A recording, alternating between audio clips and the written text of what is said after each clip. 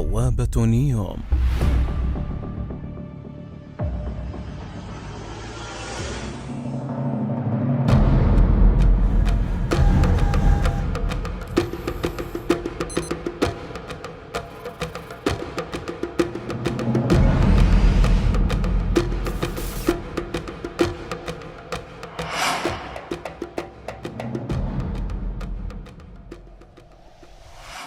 Salutations fraternelles à tous et bienvenue dans ce nouvel épisode de notre série concernant le projet Neom.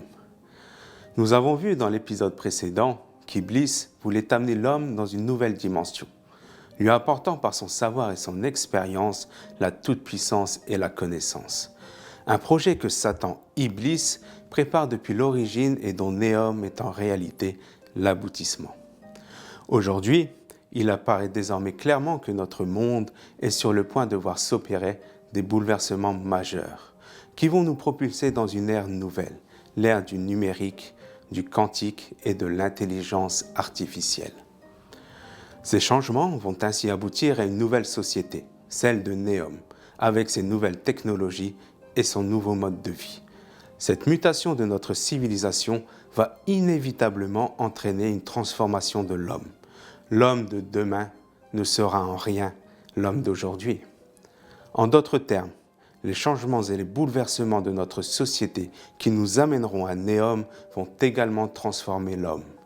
En ces temps eschatologiques, il faut comprendre que cette mutation humaine se réalisera à bien des niveaux, afin d'aboutir à un nouveau concept d'homme dont les capacités seront modifiées dans toutes ses dimensions, qu'elles soient physiques, professionnelles, sociologiques, cognitives ou autres. Mais ne vous méprenez pas, cette évolution est loin d'être naturelle. Elle est souhaitée et orientée par Satan, Iblis et ses serviteurs depuis des générations afin de créer leur homme parfait. Dans cet épisode, nous tenterons de voir ensemble les possibilités actuelles qui permettent une transformation de l'homme dans ses divers aspects. À l'heure d'aujourd'hui, les scientifiques nous proposent plusieurs possibilités permettant de réaliser des modifications humaines. Le transhumanisme, la manipulation génétique et enfin l'épigénétique. Tout d'abord, voici une courte vidéo explicative qui nous éclairera sur ce qu'est le transhumanisme.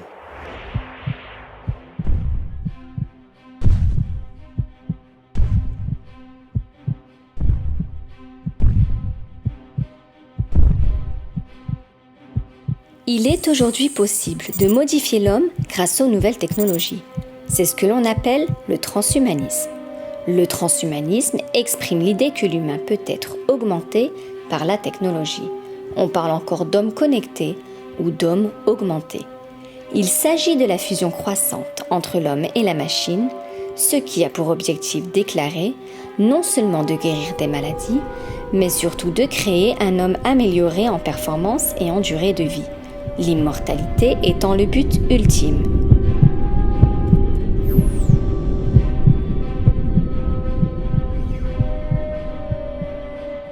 Certains scientifiques travaillant dans le domaine ont d'ores et déjà affirmé que les hommes qui vivront 1000 ans sont déjà nés. Ainsi, de nombreuses entreprises et multinationales telles que Google, Microsoft ou Facebook injectent des sommes colossales dans la recherche, non seulement sur l'intelligence artificielle, mais aussi sur les nanotechnologies, les biotechnologies, l'informatique et les sciences cognitives.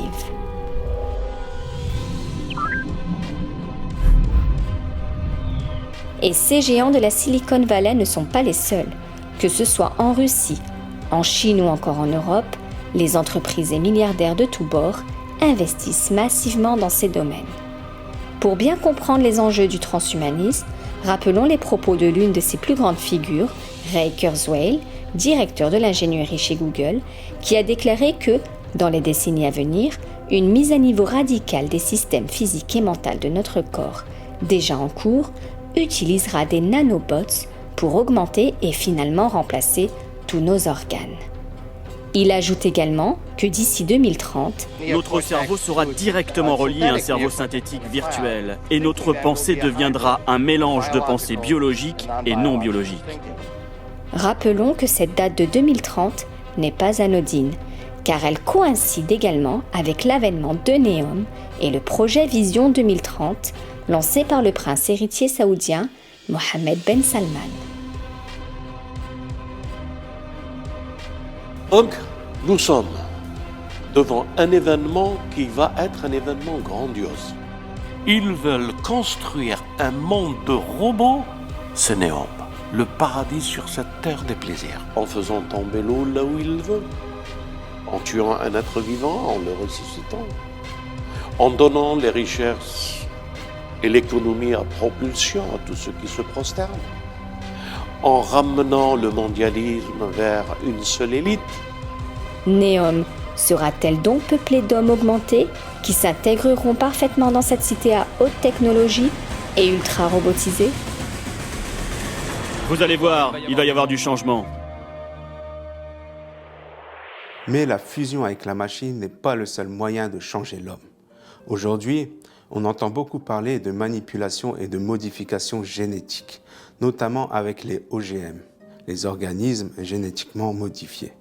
Il faut savoir que cela ne concerne pas uniquement la modification des plantes, comme le maïs, le blé ou autres, mais peut aussi s'appliquer à l'homme. On parle alors de HGM, c'est-à-dire d'humains génétiquement modifiés. Commençons tout d'abord par tenter de rappeler quelques brèves notions de génétique. La génétique correspond à l'étude des gènes. Ces gènes jouent un rôle très important car ce sont eux qui déterminent les caractéristiques d'une personne. Ils sont légués par nos parents. C'est notre patrimoine génétique ou encore notre héritage génétique. Par exemple, notre apparence physique, la texture de nos cheveux ou encore la couleur de nos yeux. Tout ceci est déterminé à partir de nos gènes. Il faut savoir que ces gènes sont faits d'ADN qui ressemblent à deux longs fils. C'est ce que l'on appelle des brins d'ADN qui s'enroulent entre eux en formant une double hélice. Chaque gène est ainsi constitué par un morceau de brin d'ADN et c'est le génie génétique qui va permettre d'intervenir sur ces gènes.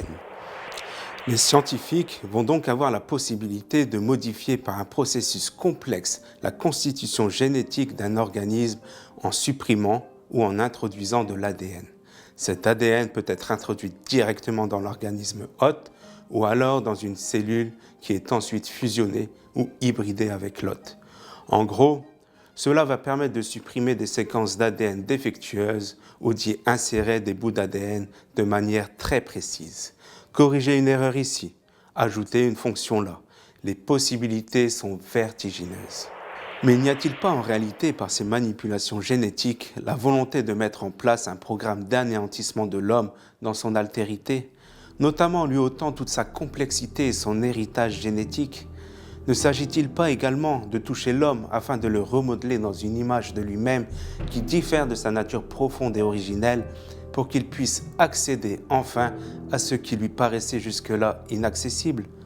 Peut-on voir dans ces hommes génétiquement modifiés une évolution vers l'homme de demain, une variété d'humains sélectionnés, dénués de toute imperfection physique et en parfaite symbiose avec une nouvelle société, celle de Neom ?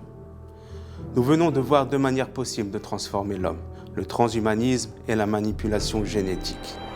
Mais il y a un autre moyen de modifier l'homme, et pas des moindres, sur lequel j'aimerais m'étendre un peu plus longuement, car il est d'une importance capitale.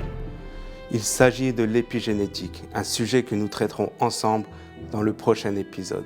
Je vous remercie de votre attention et je vous dis à très bientôt.